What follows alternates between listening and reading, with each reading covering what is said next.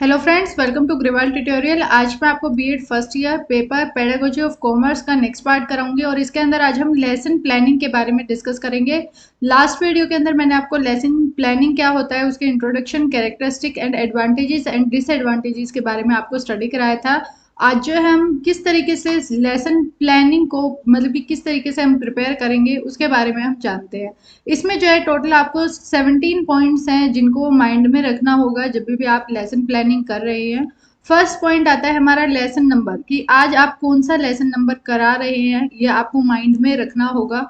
Next आता है कि आप कौन सी डेट को उस चीज को पढ़ाएंगे बच्चों को। टाइम क्या, कितना ड्यूरेशन रहेगी, यानी कि जैसे कि 40 मिनट्स का लेक्चर रहेगा या फिर कितने मिनट्स का आपका लेक्चर रहेगा। क्लास आप कौन सी क्लास के बच्चों को पढ़ा रहे हैं। सब्जेक्ट आप कौन सा सब्जेक्ट है, जैसे अब हमारा कॉमर्स सब्जेक्ट है। नेक्स्ट आता है एवरेज एज कितनी है बच्चों की। जैसे कि हमें पता है कि 11th या 12th के अंदर जो स्टूडेंट होते हैं उनकी एवरेज एज जो है वो 16 या 17 ईयर्स के आसपास रहती है, यानी कि हम लिख सकते हैं कि 17 ईयर्स के स्टूडेंट हैं। नेक्स्ट आता है टॉपिक ऑफ द लेसन, क्या रहेगा, हमें कौन सा टॉपिक पढ़ाना है। जैसे कि अकाउंटेंसी के बारे में पढ़ाना है, बैलेंस शीट के बारे में पढ़ाना है, डिफरेंसेस बताने हैं कि अकाउंटिंग क्या होता है, अकाउंटेंसी क्या होता है, यानी कि हमारा टॉपिक हम डिसाइड करेंगे। फिर हमारा क्या है, एम क्या रहेगा उस लेसन को पढ़ाने का, यानी कि जो आप लेसन पढ़ाने वाले हैं उसका एम क्या है, आपका ऑब्जेक्टिव क्या है। एम हमारे दो टाइप के हो सकते हैं, एक स्पेसिफिक एम हो सकता है, एक जर्नल एम हो सकता है। जर्नल एम यानी कि आप जो है नॉर्मली सब्जेक्ट के बारे में आप नॉलेज दे रहे हैं या उस टॉपिक से रिलेटेड नॉर्मल आप नॉलेज बच्चों को दे रहे हैं।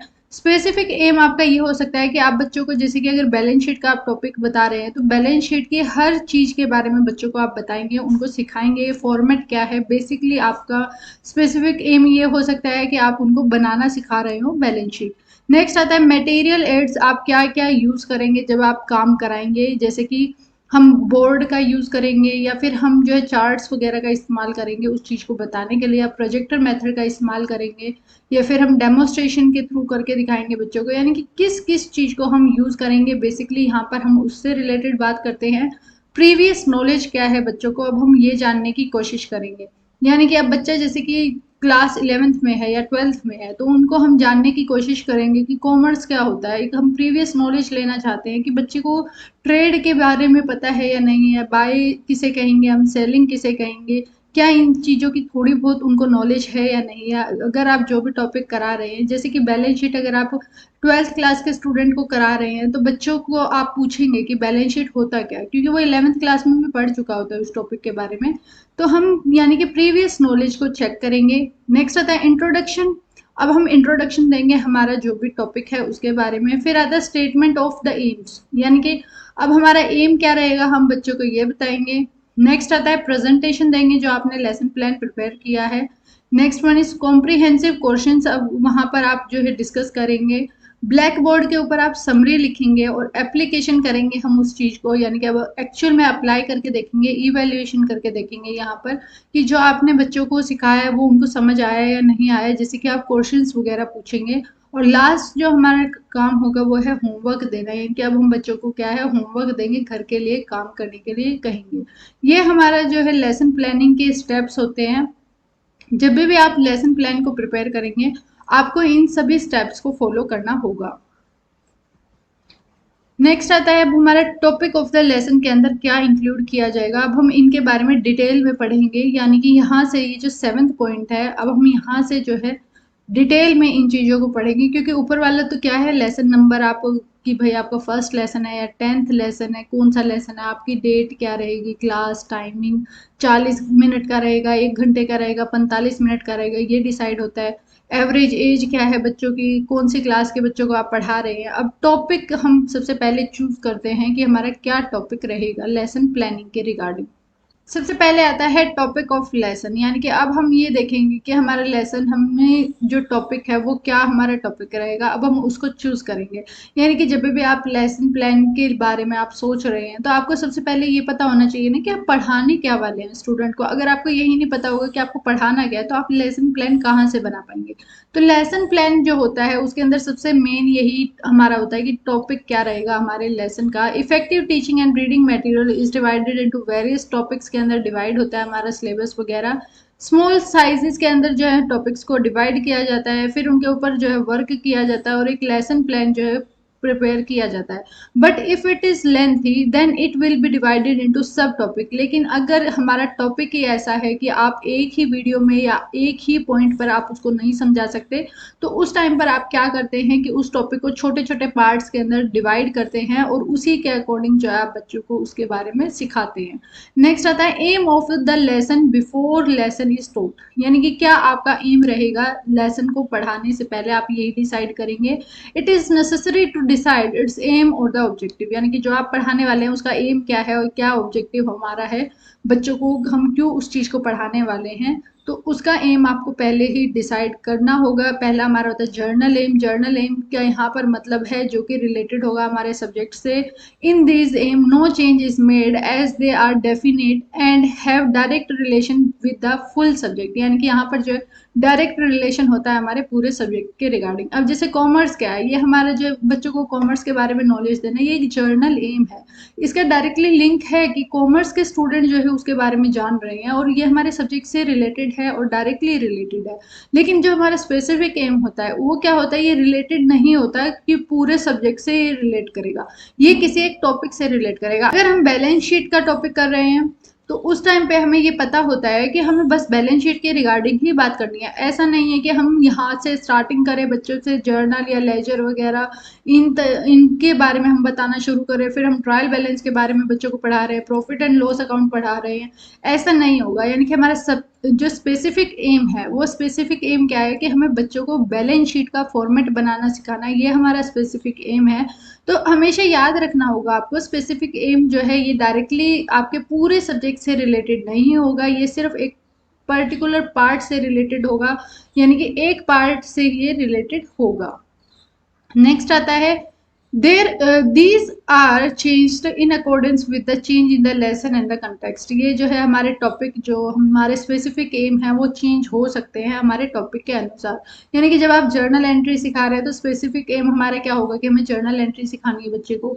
जब हम जो है लेजर अकाउंट बनाना सिखा रहे हैं तो उस टाइम पे हमें पता है कि हमारा स्पेसिफिक एम क्या होगा, लेजर अकाउंटिंग सिखाना बच्चों को, ट्रायल बैलेंस सिखाना, जब स्पेसिफिक एम हमारा ट्रायल बैलेंस हो जाएगा। तो लेकिन हमारा जो जर्नल एम होता है जब भी हम जो है ट्रायल बैलेंस सिखा रहे हैं, आप इन शॉर्ट क्या सिखा रहे हैं, आप कॉमर्स की नॉलेज दे रहे हैं बच्चों को, कॉमर्स के बारे में सिखा रहे हैं। तो जो हमारा जर्नल एम होता है वो पूरे एक पर्टिकुलर सब्जेक्ट से रिलेटेड होता है, लेकिन एक स्पेसिफिक एम जो होगा एक पॉइंट से ही रिलेटेड रहेगा। नेक्स्ट आता है हमारा मटेरियल एड्स, यानी कि मटेरियल, अब इसके अंदर क्या क्या चीजें हम यूज कर सकते हैं हम उनके बारे में बात करेंगे। जैसे कि हमें किस टेक्निक का किस मेथड का यूज करना है पढ़ाने के लिए उस सब्जेक्ट को। अब बैलेंस शीट है, मैं आपके सामने आती हूँ, मैं सिर्फ उसकी हेडिंग पढ़ के चली जाती हूँ, क्या बच्चा समझ पाएगा, उससे नहीं समझ पाएगा। अब एक टीचर है वो आता है, वो हर हेडिंग की सब हेडिंग वगैरह उनकी अच्छे से एक्सप्लेनेशन आपको देता है, साथ के साथ आपको बोर्ड पे जो है लिख कर दिखाता है, साथ के साथ उससे रिलेटेड आपको एग्जाम्पल करा रहा है उस टाइम पे। तो यानी कि वो क्या कर रहे हैं, वो उस टॉपिक को अच्छे तरीके से आपको समझाने की कोशिश कर रहे हैं, और वो समझाने की कोशिश किसी तरीके से की जा सकती है जब वो मटेरियल एड्स का अच्छे से प्रॉपर से यूज करेंगे। यानी कि आप ब्लैक बोर्ड, चार्ट या जो भी आप जिस भी तरीके से वीडियोस वगैरह हो सकती है और भी मेथड्स होते हैं, उनका अगर आप अच्छे से इस्तेमाल करेंगे तभी आप बच्चे को अच्छे से चीजें बता पाएंगे। नेक्स्ट आता है प्रीवियस नॉलेज। अब जो है हम प्रीवियस नॉलेज चेक करेंगे। Previous knowledge which the student already possess before teaching them in new lesson, यानी कि आप नया लेसन पढ़ाने से पहले बच्चे को कि ये चेक करते हैं कि उसके अंदर प्रीवियस नॉलेज क्या है। अब जैसे कि क्लास 12th का बच्चा है, कॉमर्स का स्टूडेंट है, अब हमें ये बताइए क्लास 11th में पढ़ के आया है कॉमर्स के बारे में, कॉमर्स क्या होता है, कितने टाइप्स की होती है, किस तरीके से हम काम करते हैं, जर्नल एंट्रीज वगैरह क्या होती है, कौन हमारा बुक कीपर होता है, किस तरीके से हम बुक कीपिंग करते हैं, ये सारी चीज़ें उनको इन्फॉर्मेशन पता होती है। तो जब वो क्लास 12th में आते हैं तो हम उनसे उनकी प्रीवियस नॉलेज जानने की कोशिश करेंगे कि बच्चे को क्या आता है, या फिर आपने जैसे कि आज ही सब्जेक्ट आपने आज ही क्या पढ़ाया है, जर्नल एंट्रीज बच्चों को कराई है, अब आप जो है लेजर फोलियो अकाउंट बनाना उनको सिखा रहे हैं, तो आप ये देख रहे हैं कि जर्नल एंट्री बच्चा अच्छे से कर पा रहा है या नहीं कर पा रहा है, यानी कि अब हम प्रीवियस नॉलेज को चेक करेंगे जो कि बच्चे के अंदर पहले से ही है। In previous knowledge, not only the previous reading material but all the experience of the child which he has achieved till now is included। इसके अंदर सिर्फ ये नहीं होगा कि आपने लास्ट लेक्चर में क्या पढ़ाया, इसके अंदर वो सारी चीज़ें इंक्लूड होंगी कि बच्चे का ओवरऑल एक्सपीरियंस क्या है उस चीज़ के रिगार्डिंग, उन सबको हम इंक्लूड करते हैं हमारी प्रीवियस नॉलेज में।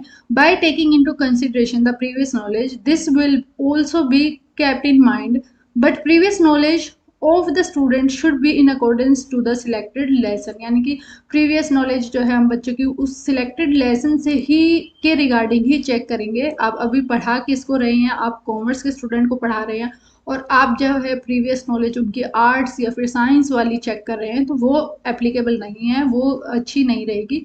हमें सिर्फ उस टॉपिक के रिगार्डिंग जो है प्रीवियस नॉलेज चेक करनी होगी बच्चे की। नेक्स्ट आता है इंट्रोडक्शन बिफोर स्टार्टिंग ए लेसन। अब जो है एक टीचर जो है इंट्रोडक्शन देगा बच्चे को।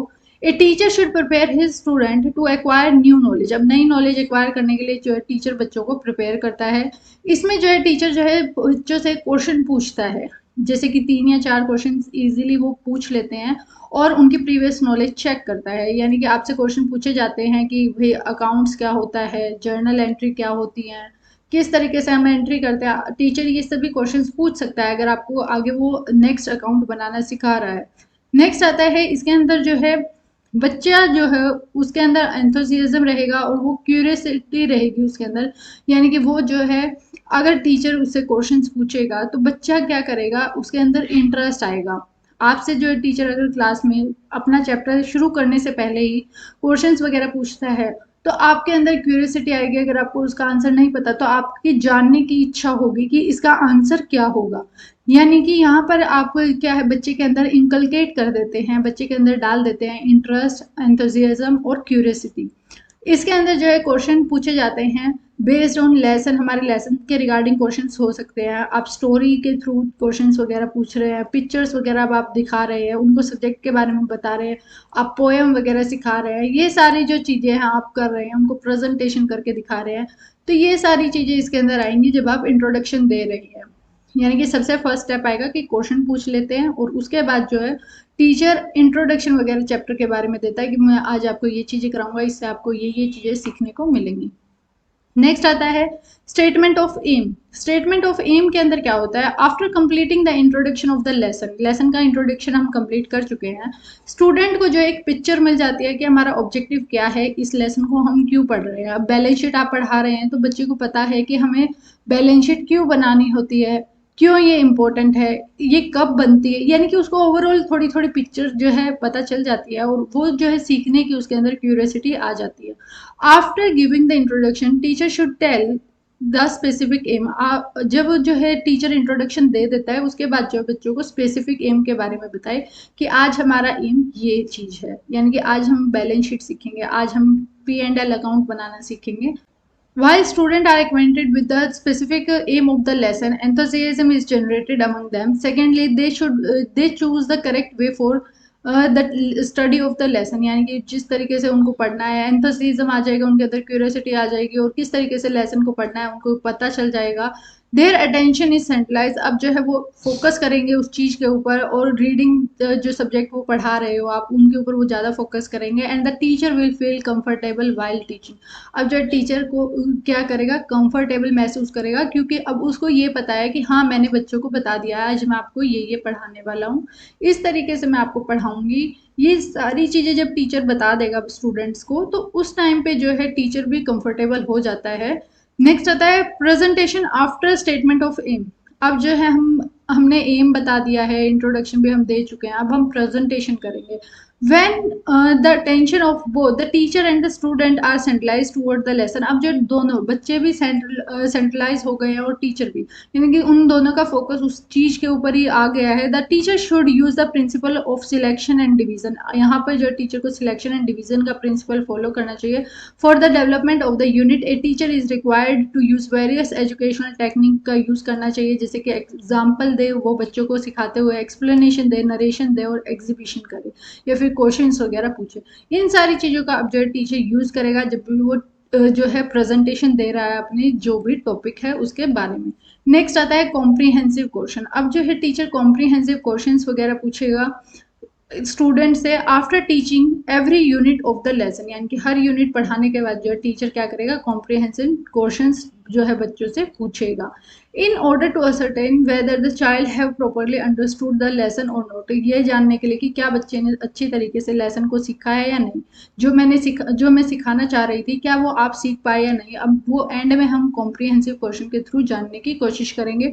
Comprehensive questions are usually of two type, ये दो टाइप के होंगे। First related to the teaching matter, यानी कि पहले जो हम क्वेश्चंस पूछेंगे वो टीचिंग मैटर से रिलेटेड हो सकते हैं, and the second related to the languages वगैरह के रिगार्डिंग हमारे क्वेश्चंस हो सकते हैं। नेक्स्ट आता है ब्लैक बोर्ड समरी। अब जो है हमारा नेक्स्ट स्टेप आता है, इसके अंदर टीचर जो है ब्लैक बोर्ड के ऊपर पूरा टोटली समरी देगा। The blackboard summary should always be formed with the help of student, but not much time should be devoted to this purpose। जब भी आप ब्लैक बोर्ड पे लिखेंगे ना तो उस टाइम पे आप बच्चों से साथ के साथ उसका डेफिनेशन, उसके क्वेश्चंस पूछते हुए चले जाएं और उसको पूरा अच्छे से समरी लिखें। नेक्स्ट आता है black board summary consist of important sentence. जो जो इंपॉर्टेंट चीज़ें आपने सिखाई हैं ब्लैक बोर्ड पे वो सारी चीज़ें आप जो है मेंशन करें, क्लियरली हो, वो शॉर्ट में आप मेंशन करें, रेलेवेंट हो, रिटर्न हो, और एक सीरियल फॉर्म में आप बच्चे को उस चीज़ को दिखाएं। नेक्स्ट आता है रिकैप्सुलेशन, यानी कि यहाँ पर जो है एक्सरसाइज की जाएगी, should be done so that whatever has been taught to the student till now can be retained in their brain. अब यानी कि आपको एक ऐसी एक्सरसाइज कराई जाएगी जिससे जो है आपको जो भी सिखाया गया आप उसको रिटेन कर पाएँ। और जैसा कि आपसे जो है टीचर एमसीक्यू क्वेश्चंस पूछने लगेगा उस टॉपिक के रिगार्डिंग, तो जिससे क्या होगा, जब आप अपने ब्रेन के ऊपर जो है दबाव डालेंगे, आप उस चीज़ को याद करने की कोशिश करेंगे, आंसर करने की कोशिश करेंगे, आप उस चीज़ को जो है सीखते हुए चले जाएंगे। The teacher come to know about the success और the failure in achieving his aim. अब इससे क्या होगा, टीचर को ये पता चल जाएगा कि क्या हमारा एम अचीव हम कर पाए या नहीं कर पाए। यहाँ पे जो है रिकैप्सुलेशन या फिर हम एप्लीकेशन भी इसको कह सकते हैं, हमारा स्टेप ये है। नेक्स्ट आता है होमवर्क। अब हम जो है होमवर्क असाइन करेंगे बच्चों को जो कि हमारे लेसन से रिलेटेड होगा। चेक योर प्रोग्रेस, इसके अंदर जो है नोट 1 क्या है, A write your answer in the space provided after each item. हम इस तरीके के क्वेश्चन दे सकते हैं कि आप जो है फिलिंग द ब्लैंक्स बच्चे से करा रहे हैं। Compare your answer with those given at the end of the unit, आप कंपेयर करने के लिए उनको बोल सकते हैं कि जो लास्ट में क्वेश्चंस दिए गए आप उनसे मैच करो। अब जैसे कि कॉमर्स में क्या होगा, आप जो है उस टॉपिक के रिगार्डिंग जो है क्वेश्चंस दे सकते हैं बच्चे को सॉल्व करना। आप बैलेंस शीट बनानी बच्चों को घर पे दे सकते हैं एज ए होमवर्क। इसी के साथ जो है हमारा ये टॉपिक कंप्लीट होता है कि हम किस तरीके से लेसन प्लानिंग प्रिपेयर करते हैं। ये हमारे स्टेप हैं। यही स्टेप आपकी फाइल बनेगी skills in teaching BEd second year में, उसमें आपको यही स्टेप्स को फॉलो करना होगा जब आप वो फाइल को बनाएंगे। तो इसलिए आपको ये स्टेप जानना बहुत ज़रूरी था कि इसके अंदर क्या क्या चीज़ें हम इंक्लूड करते हैं। नेक्स्ट वीडियो के अंदर मैं आपको इसका एक एग्जाम्पल कराऊंगी जो कि आपकी बुक के अंदर दिया गया है।